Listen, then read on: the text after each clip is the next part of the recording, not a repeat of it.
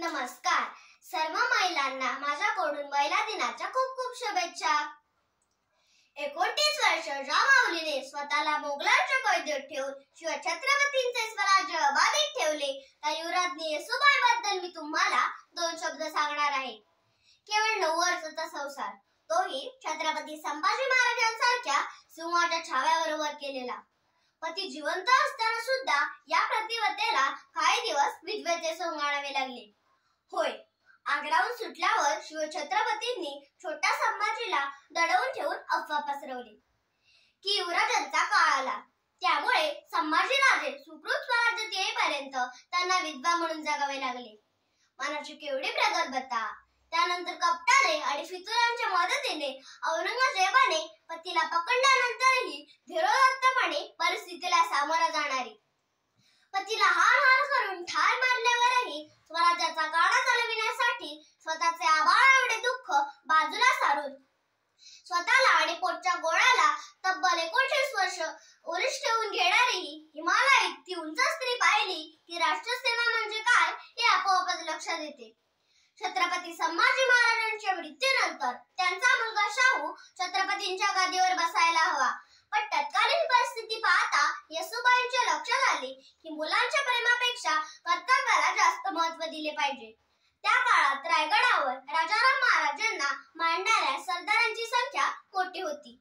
त्यामुळे शाहू महाराजांना गादीवर बसवले तर काही सरदार बंड करतील, सैन्याचे 2 भाग होतील आणि हे अंतर्गत बंड औरंगजेबाला स्वराज्याचा घास मिळवून देण्यास मदत करेल, अशी त्यांना भीती वाटू लागली. त्यामुळे त्यांनी पुत्रप्रेम बाजूला सारून आपले राजाराम महाराज यांना गादीवर बसविले व त्यांच्या वतीने स्वतः काम करण्यास सुरुवात केली. परंतु त्याच वेळी औरंगजेबाने रायगडला वेढा घातला.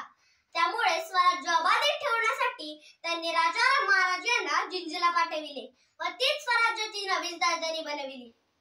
इकडे 8 महिने औरंगजेबाच्या विरोधात रायगड त्यांनी झुंजवला, पण औरंगजेबाने कपटाने रायगडावरील भगवे निशाण उतरविले व येसूबाईंना शाहू महाराजांसहित अटक केली.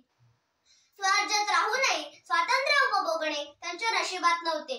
17 वर्ष महाराष्ट्रात औरंगजेबाच्या छावणीत, औरंगजेबाच्या मृत्यूनंतर दिल्लीत आणि त्यानंतर 12 वर्षे परहुल खात वनवास भोगावा लागला. आजूबाजूला परधर्मीय माणसे, परकीय वातावरण, खाणेपिणे, रीतिरिवाज, पोशाख सारे काही अनाकलनीय, अबोध. त्या परिस्थितीला त्या कशा काय सामोऱ्या गेल्या असतील? कितीही प्रयत्न केला तरी येसूबाईंनी इतके पराकोटीचे उत्तेजक जीवन जगणे आपल्याला जमेल का?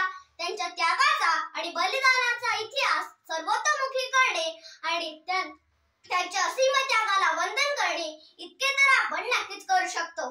धन्यवाद.